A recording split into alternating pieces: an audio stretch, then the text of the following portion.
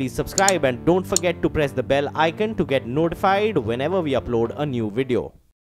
उत्तर प्रदेश के deputy CM Dinesh Sharma, जो कि राजनीतिक तौर पर शागिर्द भी हैं वाजपेयी जी के, उनकी कॉन्स्टिट्यूंसी लखनऊ को कई सालों तक दिनेश शर्मा ने संभाला है। आज आप देख रहे थे कि वो कितने इमोशनल हो गए जब उनसे उनकी यादों के बारे में बात की गई। वाजपेयी जी के बारे में ये कहा जा सकता है कि जो राजनीतिक तौर पर उनकी एक्सेप्टेबिलिटी थी वो शायद ही किसी भी गैर कांग्रेसी नेता की इस हिंदुस्तान ने कभी देखी होगी। लालजी टंडन इस वक्त मेरे साथ जुड़े हुए हैं, लखनऊ से हैं, वाजपेयी जी के बहुत करीबी रहे, उनकी कॉन्स्टिट्यूंसी का काम लखनऊ में परोक्ष रूप से आप कह सकते हैं खुद लालजी टंडन देख रहे थे। टंडन साहब, शुक्रिया वक्त निकालने के लिए। क्या कहना चाहेंगे, कैसे दुआ करेंगे वाजपेयी जी की लंबी उम्र की?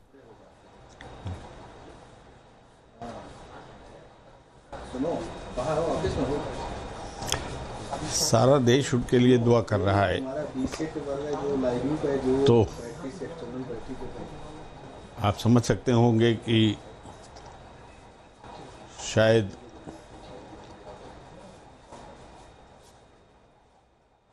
जी मैं उनके सबसे करीब रहा हूँ, उनके मार्गदर्शन में जीवन भर कार्य करता रहा हूँ, तो मेरी स्थिति भी क्या हुई।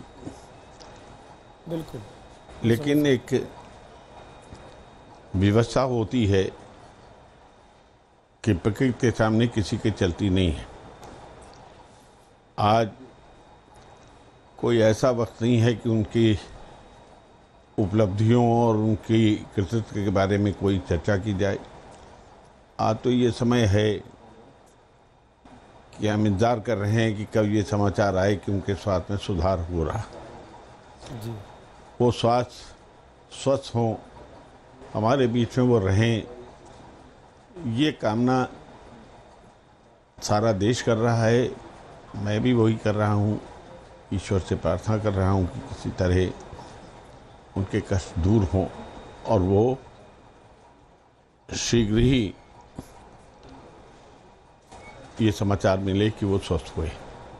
बिल्कुल टंडन साहब, वाजपेयी जी मूलतः तो ग्वालियर के रहे, लेकिन उन्होंने अपना चुनावी रणभूमि उत्तर प्रदेश को बनाया। पहला चुनाव 51 में बलरामपुर से लड़े, फिर बाद में लखनऊ को उन्होंने भी कॉन्स्टिट्यूंसी बनाया, जिसको आप बहुत करीब से देखते रहे। अब ऐसी कोई आप वाकया अगर याद करना चाहें जब उन्होंने वाजपेयी जी ने आपसे बात की हो, कुछ समझाया हो, कुछ कहा हो, जिससे उनके व्यक्तित्व की झलक मिलती हो, तो आज के दर्शकों को, जो युवा पीढ़ी है, उनको समझ में आएगा कितनी बड़ी शख्सियत है अटल बिहारी वाजपेयी।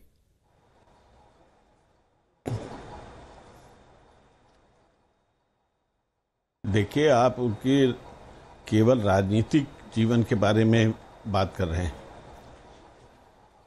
उनका लखनऊ से संबंध रहा है, कभी एक ओजस्वी कवि के रूप में, कभी उन्होंने यहाँ कितने समाचार पत्रों का संपादन किया, लेखन किया,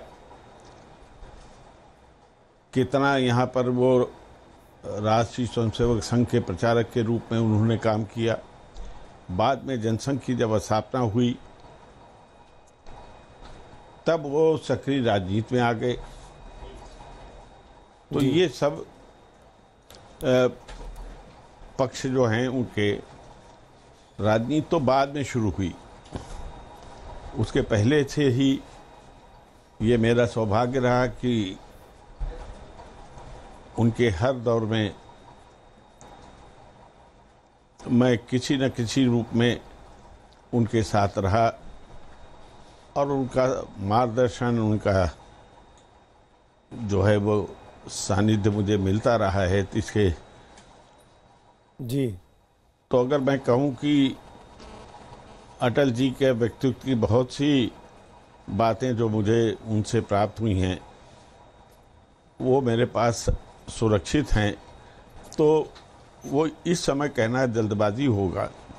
किसी समय उनके बारे में जब बात होगी तो मैं विस्तार से वो सब बताऊंगा, लेकिन आज तो सिर्फ हम उनके लिए प्रार्थना कर रहे हैं कि वो जल्दी स्वस्थ हों और जिस कष्ट जो उन्हें हो रहा है वो भगवान दूर करे, बस।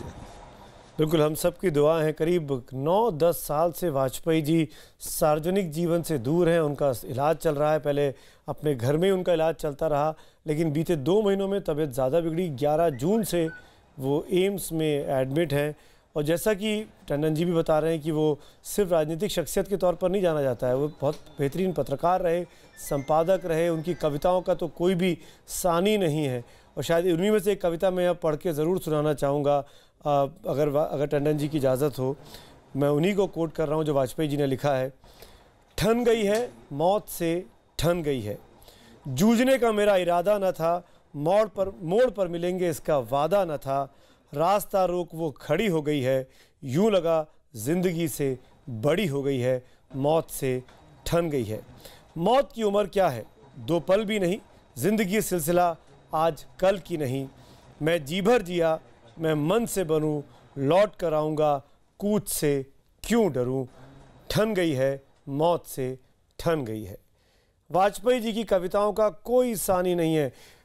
इस वर्तमान इतिहास में अगर हम बात करें तमाम राजनीतिक शख्सियतों की, तो वाजपेयी जी की लेखनी, उनकी कविता, उनकी कलम में जो ताकत रही, जिस सीधे सरल सब शब्दों में वो दिल के अंदर चोट करते थे, दिल तक पहुंचते थे, वो वाकई में, चाहे वो गीत नया गाता हूँ उनकी कविता हो, ऐसी तमाम कविताएं हैं जो हमारे को अच्छे से याद है। टंडन साहब, एक चीज़ मैं आपसे ज़रूर पूछना चाहूँगा, आपने सुनी है कविताएं उनसे? कभी मौका मिला कि वो अच्छे मूड में रहे हों, कविता लिखना चाहते हों, कवि के तौर पर उनकी यादें? बहुत बार, बहुत। अटल जी जो भाषण में नहीं कह सकते थे, या वो भाषण में जितना कहें लोग समझ नहीं सकते थे, वो उनकी 2-2 शब्दों में कविता में संदेश चला जाता था।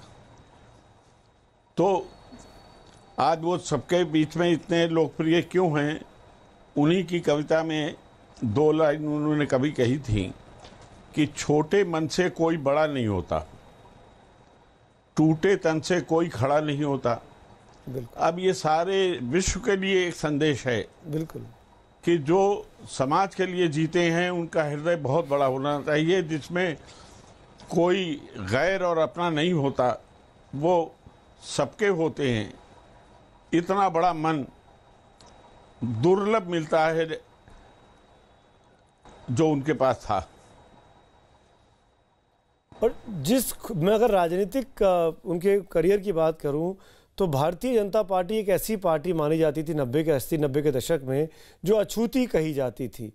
उस बीजेपी को एक गठबंधन के दौर में लीड करना, सरकार चलाना, एनडीए का गठन करना, बीजेपी के साथ तमाम ऐसे दलों को जोड़ना जो बीजेपी के साथ जुड़कर नहीं दिखना चाहते थे, चाहे वो नीतीश कुमार हो, चाहे वो ममता बनर्जी हो, चाहे वो जॉर्ज फर्नांडिस हो। ये अपने आप में बहुत बड़ी कामयाबी के तौर पर उनको देखा गया कि उनकी एक्सेप्टेबिलिटी जो कांग्रेस की विरोधी पार्टियों थी अलग अलग सूबों की, वो कैसे वाजपेयी जी के नेतृत्व में एकजुट हो गई, एक साथ जुट गई। और शायद टंडन साहब यही कमाल रहा कि 23-24 पार्टियों का गठबंधन था, राष्ट्रीय जनतांत्रिक गठबंधन, और उसने सफलतापूर्वक 6 साल पूरे किए।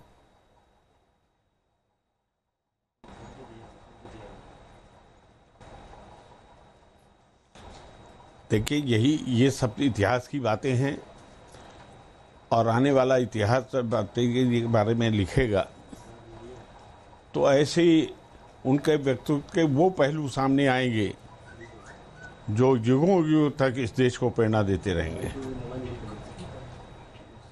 बिल्कुल, और उनके व्यक्तित्व से इतना कुछ सीखा जा सकता है, इतना कुछ समझा जा सकता है कि किस तरीके से राजनीतिक विरोध के बावजूद भी आप एक दूसरे के साथ चल सकते हैं, एक दूसरे के लिए दुआएं कर सकते हैं, उनकी सेहत के लिए, उनकी प्रगति के लिए। ये सब कुछ वाजपेयी जी के प्रधानमंत्री काल में देखा गया इस देश में।